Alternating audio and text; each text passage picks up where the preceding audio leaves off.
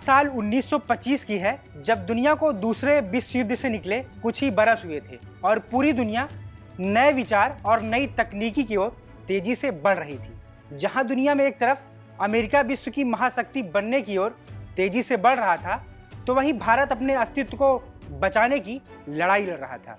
जहां देश के क्रांतिकारी एक तरफ ब्रिटिश सरकार को कमजोर करने के लिए काकोरी एक्शन प्लान को अंजाम दे रहे थे, तो वहीं दूसरी तरफ देश में कम्युनिस्ट नई विचारधारा अपना पैर पसार रही थी। इसी बीच देश की मिट्टी से निकली एक ऐसी विचारधारा जिसकी नींव राष्ट्रभक्तों के ईंटों से बनी थी, जिसके चिंतन में राष्ट्रवाद पलता है, जो संगठन सत्ता नहीं संस्कार की बात करता है, जो राजनीति से ऊपर उठकर राष्ट्र निर्माण और मानवता के लिए काम करता है।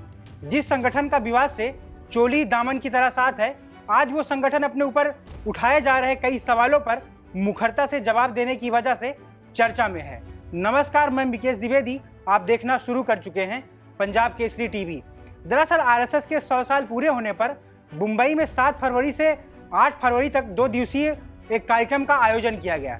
मुंबई में आयोजित आरएसएस की व्याख्यान माला में सर संघचालक मोहन भागवत ने संगठन की फंडिंग, जाति व्यवस्था, भाषा विवाद, घर वापसी और अवैध प्रवासियों जैसे मुद्दों पर खुलकर बात की, जिसमें संघ प्रमुख ने संघ संचालक के चयन को लेकर एक ऐसी बात बोली जिसने संघ पर जातिवादी होने के लग रहे आरोपों पर पूरी तरह से लगाम लगा दी। संघ का सरसंघ चालक कौन बने? तो कोई ब्राह्मण संघ का सरसंघ चालक नहीं बन सकता, कोई क्षत्रिय वैश्य शूद्र नहीं बन सकता, जो हिंदू है वही बनेगा।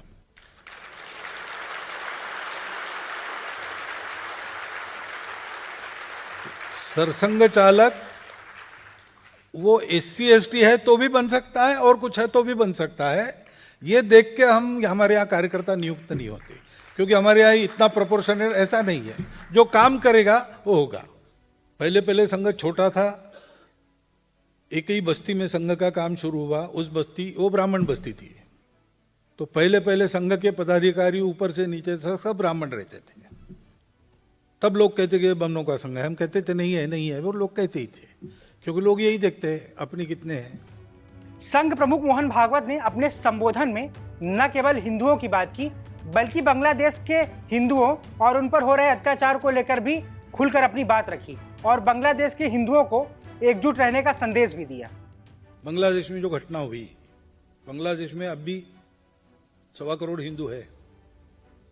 अगर एक हो जाते तो वहां की राजनीति का उपयोग अपने भलाई के लिए कर सकते हैं, अपनी सुरक्षा के लिए कर सकते हैं, लेकिन एक होना पड़ेगा। सौभाग्य है इस बार उन्होंने तय किया कि हम भागेंगे नहीं। इस दौरान मोहन भागवत ने आरएसएस की फंडिंग को लेकर उठाए जा रहे सवालों पर भी जवाब दिया। संघ प्रमुख ने कहा कि संगठन मुख्य रूप से अपने स्वयंसेवकों के सहयोग से चलता है। उन्होंने बताया कि यात्रा के दौरान कार्यकर्ता बाहर खाने की बजाय स्वयंसेवकों के घर ठहरते हैं और उनके द्वारा दिए गए भोजन से काम चलाते हैं। संघ प्रमुख ने इस दौरान भाषाई विवाद को लेकर भी अपने विचार साझा किए।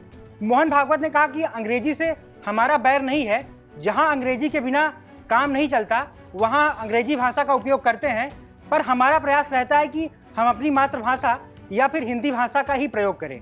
अब अंग्रेजी भाषा संघ के पद्धति का अंग कभी नहीं बनेगी, क्योंकि वो भारतीय भाषा नहीं है। हमको भारतीय लोगों में काम करना है, और वो आज हिंदी या अपनी मातृभाषा बोलकर अंग्रेजी में बात कर सकते हैं, लेकिन उनकी मातृभाषा बदलती नहीं। परंतु जहां अंग्रेजी आवश्यक है वहां हम उसका उपयोग करते हैं। कोई किसी भाषा से हमारा झगड़ा नहीं है। हम जो है वो हमको बने रहना है। हम अंग्रेजी ऐसी बोले कि अंग्रेज लोग हमारा भाषण सुनने के लिए टिकट खरीद कर उपस्थित रहे, ऐसी अंग्रेजी हमको आनी चाहिए। परंतु इसका मतलब हम अपनी मातृभाषा भूल जाए ये नहीं है, ये हमारा कहना है।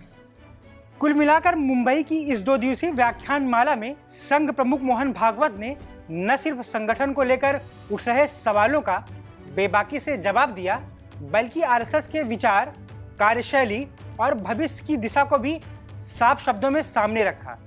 संघ ने एक बार फिर यही संदेश देने की कोशिश की कि उनका रास्ता सत्ता की राजनीति से नहीं, बल्कि समाज के संस्कार, एकता और राष्ट्र के निर्माण से होकर गुजरता है।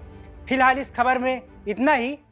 हमसे जुड़े रहने के लिए हमारे YouTube चैनल को सब्सक्राइब करें और नई वीडियो की नोटिफिकेशन के लिए बेल आइकॉन को दबाएं।